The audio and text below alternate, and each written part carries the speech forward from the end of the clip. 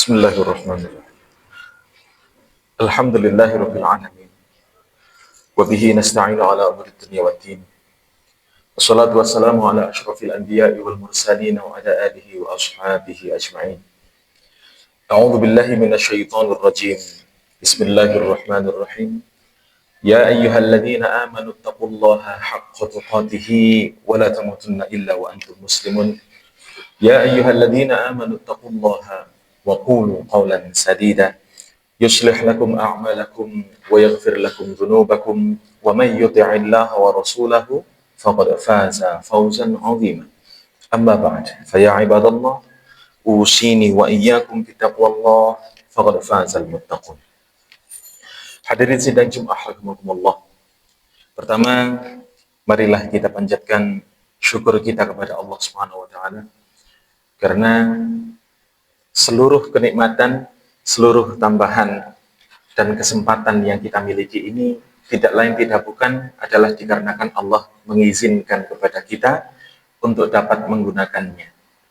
Seperti ketika kita berpuasa ini, ketika kita menahan lapar, ketika kita menahan haus, apakah dikarenakan tidak ada makanan di kulkas kita? Apakah dikarenakan tidak ada uang untuk membeli makanan? Tidak. Di kulkas kita ada makanan-makanan banyak, minuman macam-macam, uang juga ada, tetapi kok kita lapar, kok kita haus, itu adalah tidak lain, tidak bukan, dikarenakan Allah belum mengizinkan kita untuk memanfaatkan kenikmatan yang Allah berikan kepada kita.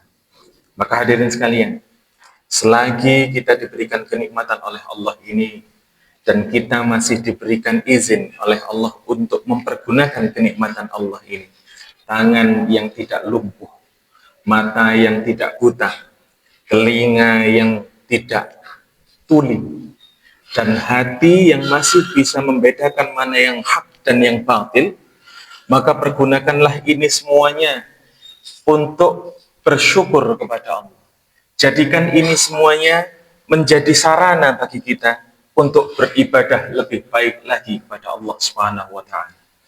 Jangan sampai ketika kenikmatan dari Allah yang ada pada diri kita ini, ketika nanti diambil baru kita menyesal. Kenapa dulu ketika saya masih kaya, masih soge, banyak harta, kok enggak sodako? Kenapa kok ketika mata saya dulu masih melihat jelas, kok enggak sering-sering saya gunakan untuk membaca Al-Quran, menghafalkan Al-Quran? Kenapa ketika tangan saya dulu masih kuat, tidak saya pakai untuk membela agama Allah Subhanahu wa taala? Maka hadirin sekalian, selama Allah masih mengizinkan kita mempergunakan nikmat Allah ini, maka sering-seringlah kita mensyukuri nikmat tersebut. Kemudian yang kedua, salawat serta salam tidak lupa selalu kita panjatkan kepada Allah supaya salawat serta salam Allah selalu tercurah kepada Nabi besar Muhammad sallallahu alaihi wasallam. Allahumma shalli wa sallim wa barik alaihi. Beliau adalah contoh bagi kita, contekan bagi kita bagaimana menjalani kehidupan dunia ini sesuai dengan kehendak Allah, sang pencipta alam semesta. Allah, sang pemilik alam semesta. Allah, sang penguasa langit dan bumi. Bagaimana yang diinginkan oleh Allah itu kita berperilaku bagaimana? Nah, itu contohnya sudah dilakukan oleh Nabi Muhammad SAW. Maka termasuk kemudahan bagi kita pada zaman ini adalah nopo? Qurannya sudah lengkap, nabinya, tutorialnya juga sudah jelas, contohnya tinggal kita ikuti, dan barang siapa yang bisa mengikuti, insya Allah akan dikumpulkan bersama Nabi Muhammad di dalam surganya kelak. Amin ya rabbal alamin. Hadirin sekalian, berkenaan dengan kita sudah masuk bulan Ramadan dan kita sudah masuk ke sepertiga yang akhir, perlu kita ketahui ada kewajiban lagi. Di dalam bulan Ramadan itu kan enten satu, siam. Kemudian dua, ada taraweh, salat malam. Kemudian ada di dalamnya i'tikaf, dan di dalamnya juga ada zakat fitrah. Nah, ini maka kami akan mengambil tentang zakat fitrahnya. Kami akan membahas tentang zakat fitrah. A'udzubillahi minasyaitonirrajim. Bismillahirrahmanirrahim. Allah berfirman di dalam surat At-Taubah ayat 60, Innamas shadaqatu lil fuqara'i wal masakin wal 'amilina 'alaiha wal mu'allafati qulubuhum wa fir riqabi wal gharimina wa fi sabilillahi wa ibnis sabili fardhatan minallahi wallahu alimun hakimun. Innama sesungguhnya tidak lain tidak bukan as-shadaqat. Kalimat sedekah ini apabila diucapkan oleh Allah, difirmankan oleh Allah di dalam Al-Qur'an ataupun di dalam hadis Nabi, sering sedekah ini diartikan menjadi zakat. Gitu nggih. Sesungguhnya zakat lil fuqara tidak lain tidak bukan adalah untuk orang-orang fakir, wal masakin dan orang-orang miskin, wal 'amilina 'alaiha dan orang-orang yang beramil, menjadi petugas pengumpul zakat, petugas pembagi zakat. Niki nggih. Dan bahkan penulisnya juga niki napa sekretaris bendaharanya di dalam napa amil Baitul Mal itu juga termasuk gitu nggih, digaji dari uang zakat itu diperbolehkan. Wal masakin wal 'amilina 'alaiha wal mu'allafati qulubuhum dan orang-orang mu'allaf. Orang-orang mu'allaf niku sinten nggih? Orang-orang mu'allaf itu adalah orang-orang yang satu nggih, dia baru masuk Islam dan imannya ini belum kuat.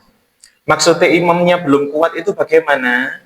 Yakinnya kepada janji Allah itu belum kuat. Gitu nggih. Kalau orang yang imannya sudah kuat, ketika dia diminta untuk memberikan zakat, maka dia yakin bahwasanya zakat yang saya berikan di dunia ini maka akan saya dapati di akhirat dengan berlipat ganda. Gitu nggih. Harta yang saya miliki di dunia kapan lagi bisa saya bawa mati kalau tidak lewat zakat. Nah, ini orang yang sudah kuat imannya. Tetapi orang yang belum kuat imannya, maka di mana imannya? Biasanya iman ini nggih di harta, gitu nggih, di kekuasaan, gitu nggih, di jabatan, kan seperti itu. Nah, orang-orang yang baru mu'allaf ini yang masih belum kuat imannya, masih belum yakin, gitu nggih, mantap kepada akhirat masih belum, maka menggunakan harta yang ada di dalam Baitul Mal untuk merayu mereka, untuk menjadikan hati mereka ini lebih yakin. Ini loh contohnya orang-orang Islam yang sudah kuat imannya ketika mereka bersedekah seperti ini. Nah, gitu.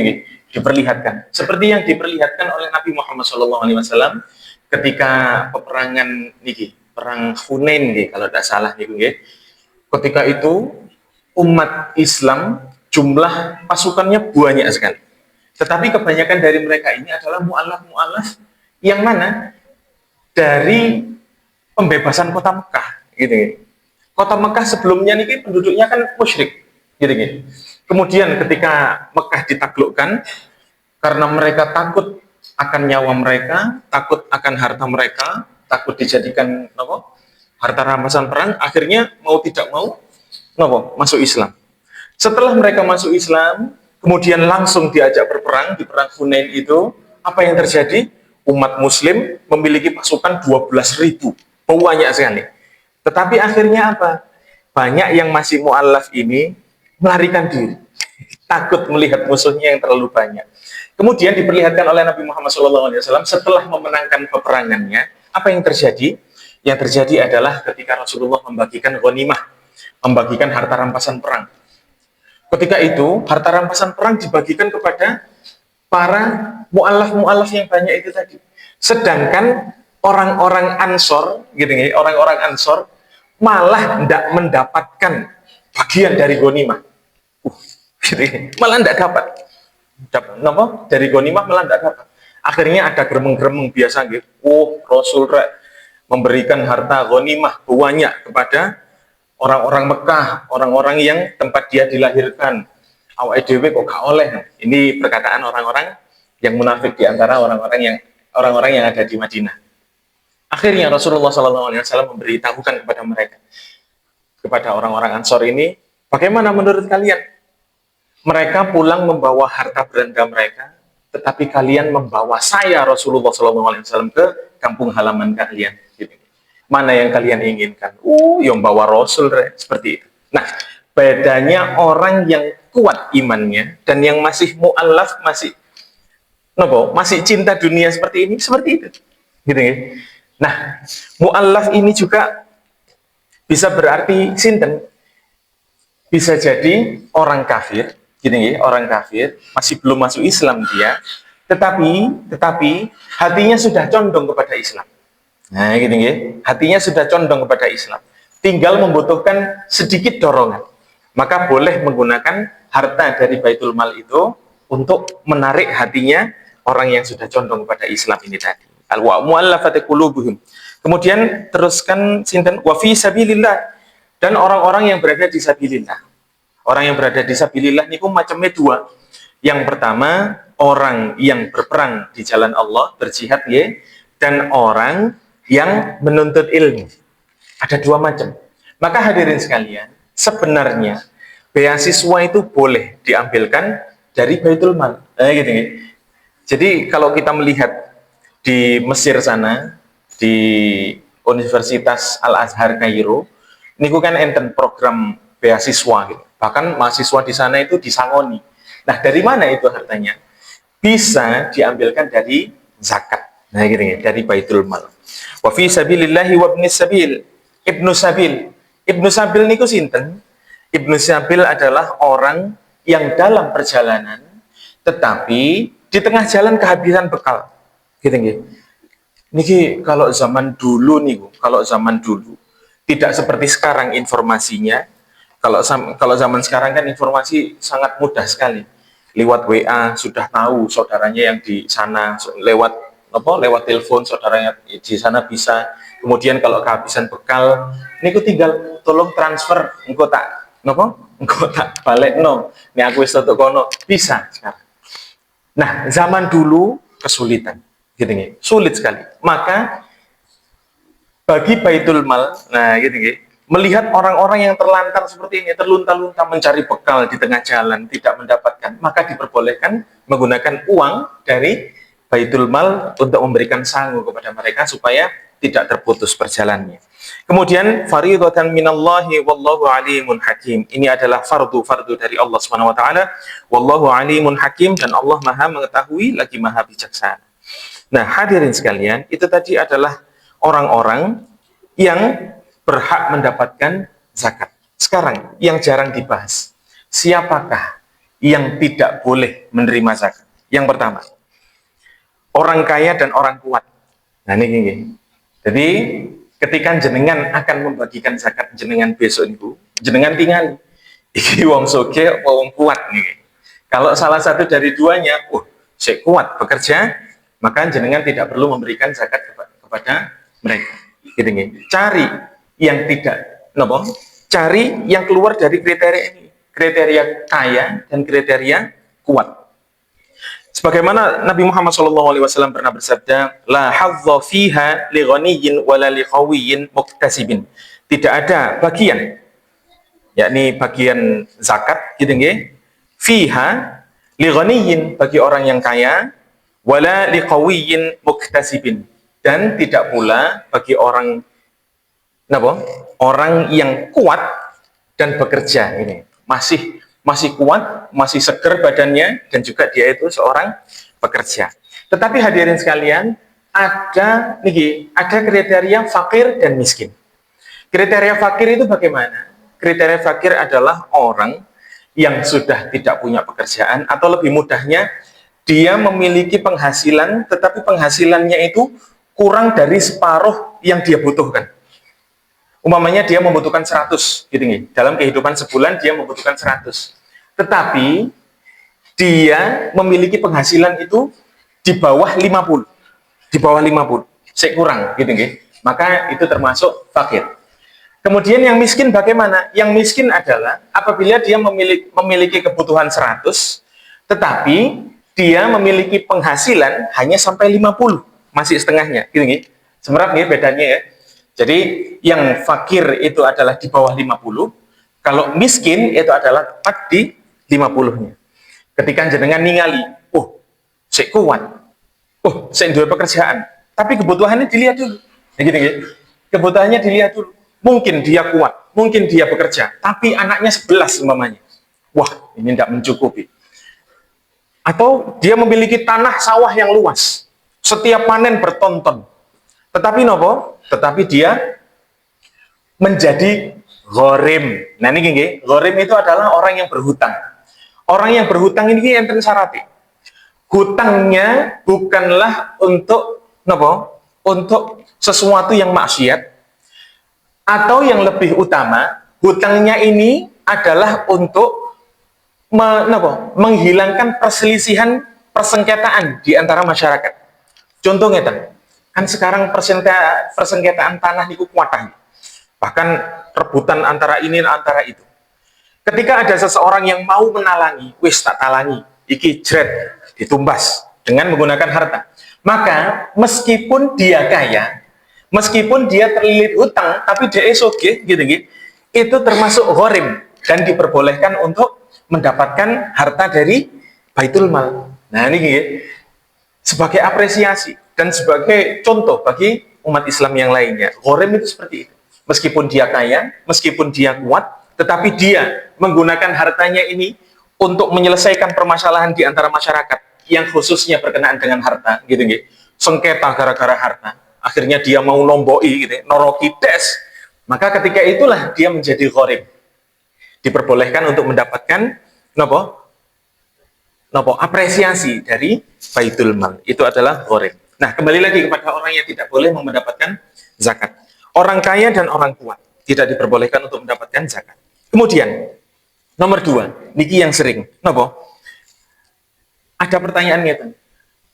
Saya punya saudara, dia ini miskin, jadi membutuhkan. Bolehkah zakat saya berikan kepada saudara saya? Nah, pertanyaan itu sering muncul gitu.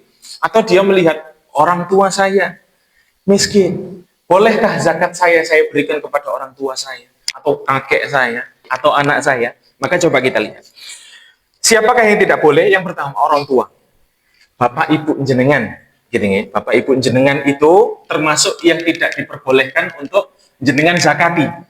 Kemudian sinten anak-anak jenengan. Jenengan gak ada anak, meskipun dia sudah berkeluarga, kemudian dia hidup miskin, hidupnya kekurangan.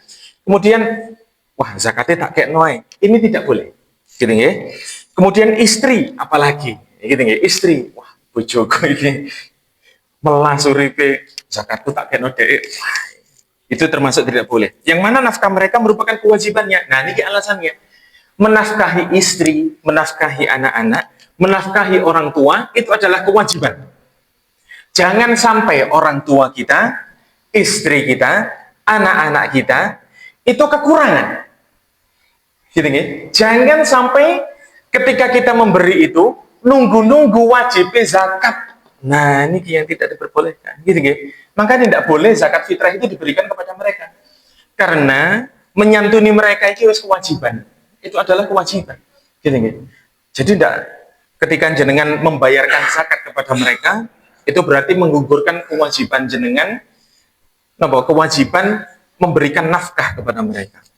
Nah, ini tidak diperbolehkan untuk memberikan kepada anak, orang tua, dan bahkan istri. Karena sampai sekarang masih ada pemahaman, tak kayak bojoku wae. Kemudian dari istrinya, tak kayak anakku wae. Akhirnya zakat fitrahnya itu muter di keluarganya ini toh. Kabeh wis mari zakat fitrah. Tapi akhirnya ya dimasak dewe, nasinya itu berasnya dimasak dewe, dimakan dewe. Nah, ini tidak diperbolehkan. Kemudian yang ketiga, siapakah yang tidak diperbolehkan untuk menerima zakat? Ketiga adalah orang kafir yang bukan mu'allaf. Nah, orang kafir yang hatinya belum condong kepada Islam. Yang hatinya ini malah memusuhi Islam. Jangan dibaik-baiki. Jangan diberikan harta dari Baitul Mal kepada mereka. Karena tidak cocok. Sebagaimana sabda Nabi Muhammad SAW, tu'khadhu min aghniyaihim wa turaddu ala fuqaraihim. Yang mana Nabi Muhammad SAW bersabda, tu'khadhu sedekah zakat itu diambil min aghniyaihim dari orang-orang kaya di antara mereka ini batasnya apa? Antara mereka ini adalah sesama mukmin, sesama muslim. Bukan antara mereka itu satu negara, bukan antara mereka satu kampung, bukan. Tetapi sesama muslim. Wa turaddu ala fuqaraihim, dan dikembalikan dari harta yang kaya di antara muslimin ini kepada orang-orang fakir miskin di antara mereka orang-orang muslim juga. Ya gitu ya. Seperti itu. Kemudian siapakah yang tidak diperbolehkan menerima zakat berikutnya? Yang keempat adalah keluarga Nabi. Haram bagi keluarga Nabi untuk menerima zakat. Para sayyid gitu ya, yang atau yang apa? Dengan gelar Habib gitu ya, itu haram bagi mereka untuk makan ini apa? Zakat, makan zakat. Tapi kalau hadiah diperbolehkan. Kemudian siapa lagi? Mawali keluarga Muhammad, keluarga Nabi Muhammad SAW. Mawali ini sinten? Mawali itu adalah budak yang dibebaskan oleh keluarga Nabi Muhammad SAW, oleh keluarga keturunan Nabi Muhammad SAW. Kalau dibebaskan, seorang budak dibebaskan oleh tuannya, sedangkan tuannya ini adalah keluarga Nabi Muhammad SAW, maka dia ini, budak ini, dia tidak boleh untuk makan zakat. Tidak boleh, haram bagi dia. Hadiah diperbolehkan. Bahkan anak turunnya ini, itu juga haram bagi mereka untuk makan makan dari harta zakat. Kemudian yang keenam, sinten hamba sahaya budak, karena harta budak itu ya harta tuannya. Tuannya sugih diberikan kepada budaknya, sama saja memberikan kepada tuannya. Nah, itulah orang-orang yang berhak menerima zakat dan orang-orang yang haram menerima zakat. Aqulu qouli hadza wa astaghfirullah innahu huwal ghafurur rahim.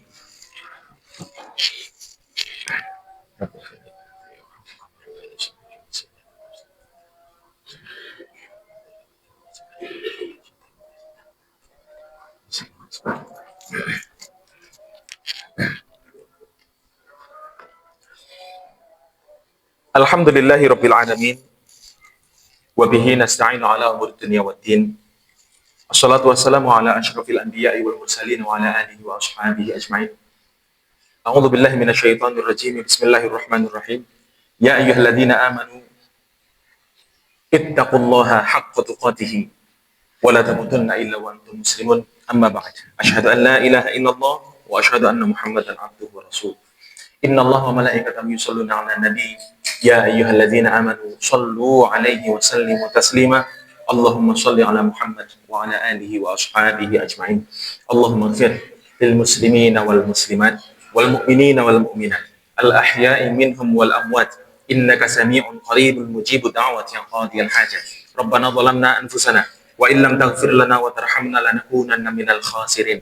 Allahumma innaka ta'lamu anna hadhihi al-quluba qad ijtama'at ala mahabbatik wal taqat ala ta'atik wa tawahhadat ala da'watik wa ta'ahadat ala nusrati syari'atik fawathiq Allahumma rabitataha wa addim muddaha wahdiha subulaha wa mla'ha bi nurika alladhi la yakhbu washrah suduraha bi faydil iman bik wa jamili tawakkuli 'alaik wa ahyiha bi ma'rifatik wa amitha 'ala syahadati fi sabilik innaka ni'mal maula wa ni'man nasir. Rabbana atina fid dunya hasanah wa fil akhirati hasanah wa qina 'adzaban nar. Subhana rabbika rabbil 'izzati 'amma yasifun wa salamun 'alal mursalin walhamdulillahi rabbil alamin. Aqimis shalah.